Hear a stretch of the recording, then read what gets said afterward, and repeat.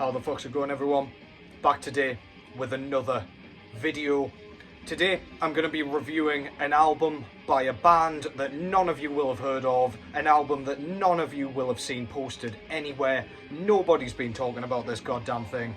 Of course, I'm talking about the brand new Blood Incantation album entitled Absolute Elsewhere.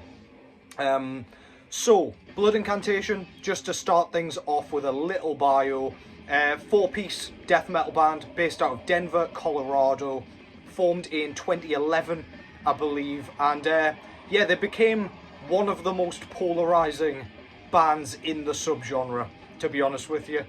For better or for worse, whether people love them or hate them, they came out swinging. They came out with a couple of demos, one split maybe, it might have been a few splits, fuck knows. They did one with Spectral Voice for sure. But yeah, Interdimensional Extinction and their first full-length Starspawn just kicked things off in meteoric fashion.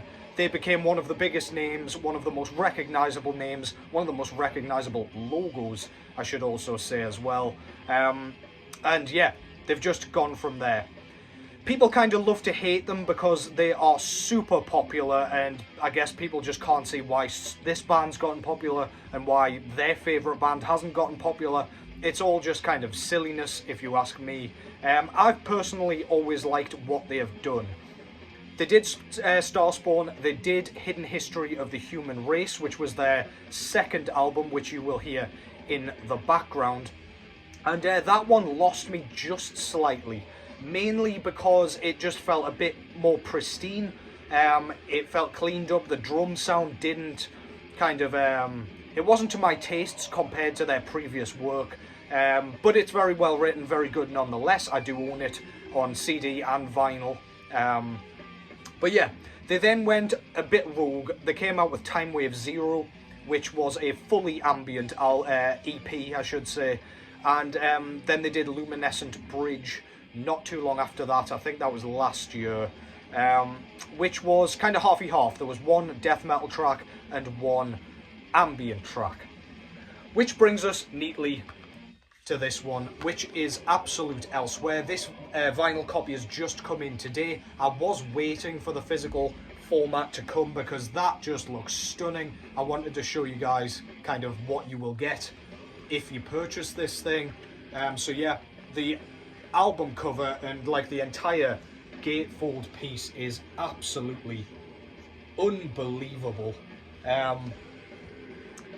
Really nice. This was like a turquoise vinyl as well if you're interested. But yeah, that's basically it. I'm just going to talk about the album a bit.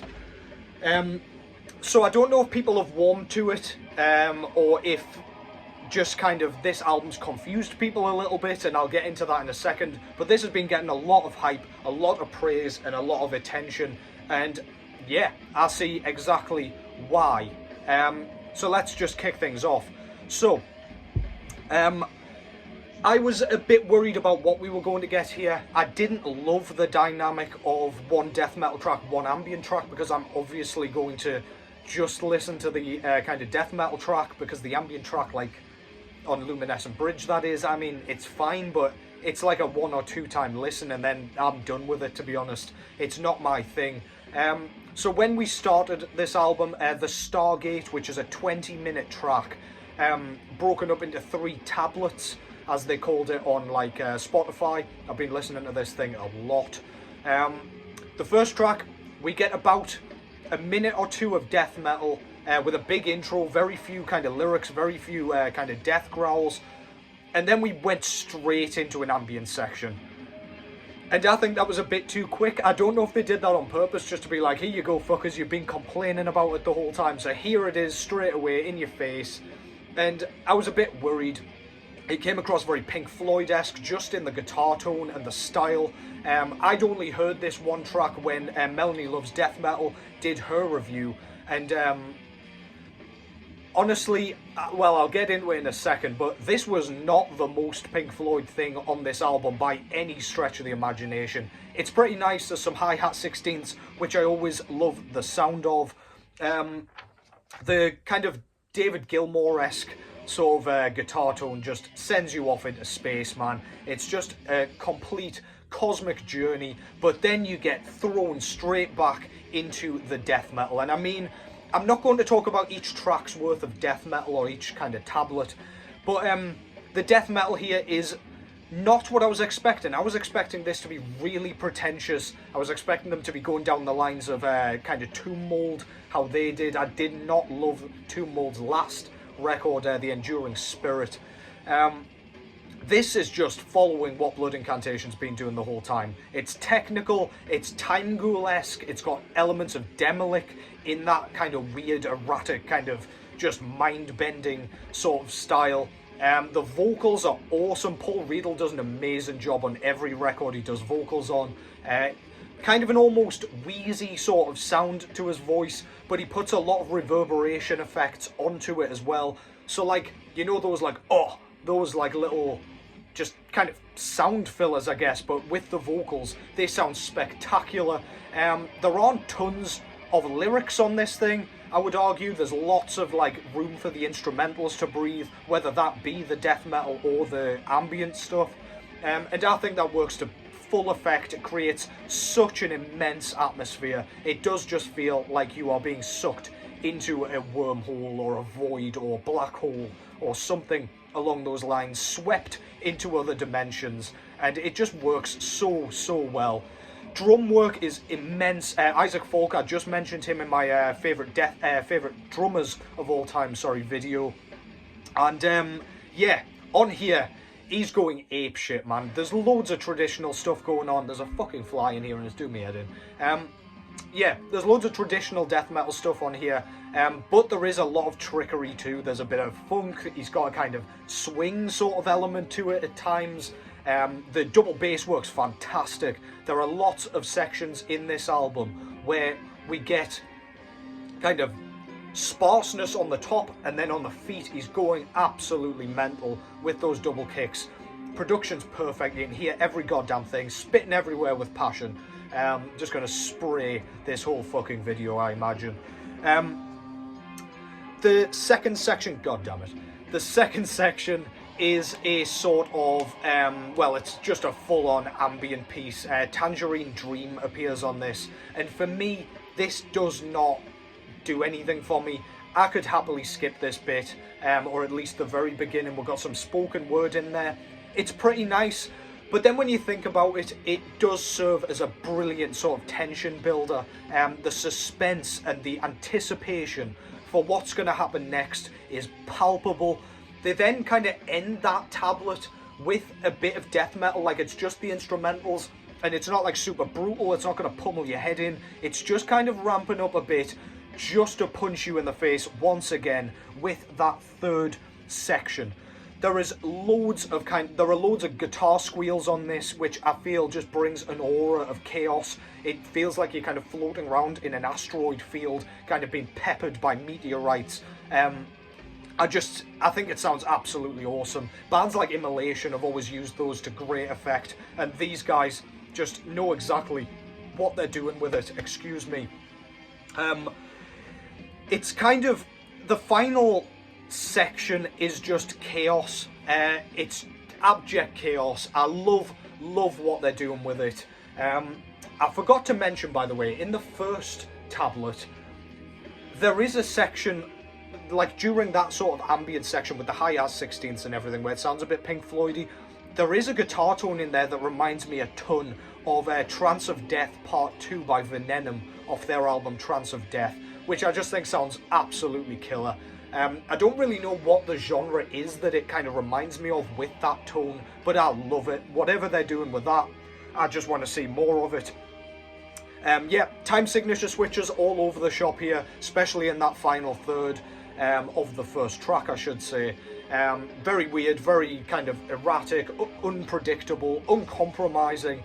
They're not here to kind of spoon feed you just standard shit. They're here to have a good time, but again, I don't see really very much pretentiousness here, despite kind of a lot of the elements that are going into it probably coming across as that by themselves, if you will.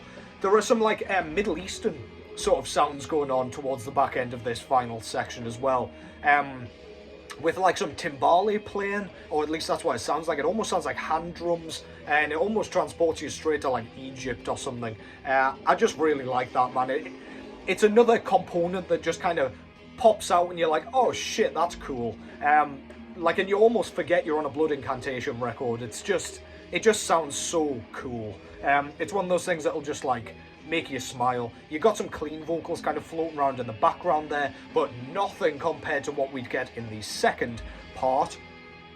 Dissonant leads all over the shop, as I say, with the squeals, just creates sheer pandemonium, and that final track is the best part of that first section for me. Then we get over to the message. So the first track is called the Stargate. I can't remember if I mentioned that, but yeah, the message is the second 3-part track. It is 23 minutes in length this time. Longer affair, but still broken up. This is way more kind of death metal orientated, I would argue. This is like a lot of what we got on Hidden History of the Human Race. That's what we get here. The atmosphere is created by the like sparseness of the vocals, which I think just works absolutely splendidly, as I keep mentioning. Trying not to ramble too much here. In the second part, we get a section that literally sounds like it came off Dark Side of the Moon by Pink Floyd. It sounds like a lazy comparison, because so many people have said, oh, it's the Pink Floyd of death metal. No. Literally, this sounds like it came off Dark Side of the Moon. It's like a kind of acoustic littered section with some of those kind of sparse, kind of hollow sounding Gilmour-esque guitars, and the vocals just completely sound like him. It would not sound out of place at all on a Pink Floyd record. It's very strange, but I really, really do love it. I got that vibe from side A, but then this one just kind of went, there's no ambiguity here. Here you go. Have some Dark Side of the Moon. The composition's absolutely perfect. You wouldn't think these guys are just like death metal guys. They really, really do show they know what they're doing with it. The synths, there is no wasted bit of kind of empty space anywhere. There's nothing that I think, like, you could have just put something there or whatever. The drumming's busy, the vocals are kind of stunning, beautiful, again, cosmic sounding, and yeah, the guitars are just mind-blowingly cool, very emotive, and very, very kind of oppressive in a pretty sort of way. That said, none of the brutality feels like it's been lost.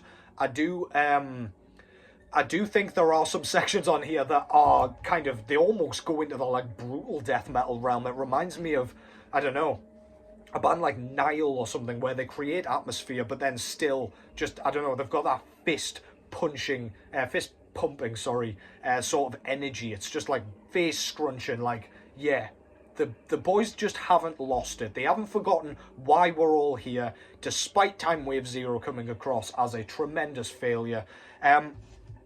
I think this record's kind of tricked people into thinking there's less ambience. There isn't. There is just as much, if not more, but they just mix it in so well. I'd said this in my Luminescent Bridge review. I think they're going to move in that direction. They're going to mix it all together, create some sort of hybrid monster where it's like atmosphere in equal parts as brutality, and that's exactly what they've done here with that psychedelic edge of the sort of Pink Floyd influence as well. The outro is glorious. It's rooted in metal, but it's still got that emotive nature, that kind of sort of thought-provoking element that, I don't know, it almost reminds me of like somebody floating in space and all they've got's their mind to keep them from kind of going mental, knowing they're about to be crushed by fathoms of space. I just think they perfectly ended it, and then we get like a cosmic stellar storm at the end just to close things out. This thing is honestly amazing. Blood Incantation are a band I've been following from the very beginning, and they've both disappointed me recently and then come back and absolutely obliterated all expectations with this album. I honestly think this is up there with Starspawn, and that is my favourite Blood Incantation work to date. This blows Hidden History of the Human Race into the abyss, in my opinion. This is exactly what I wanted from Blood Incantation. You guys know it. You all have been raving about it. You've all heard it many times. But my 2 cents are, this is one of the best death metal albums of the year. It's one of the best cosmic death metal albums I've ever heard. And yeah, if you like the sound of any of that, please go and buy it. I will show it again, just so you have a nice taste in your mouth instead of having to look at my ugly mug. Yeah, this is a stunning album. And yeah, it's deserving all of the praise and attention that it's getting at the moment. Hope you've enjoyed that. Take care as always, and I will catch yous in the next one.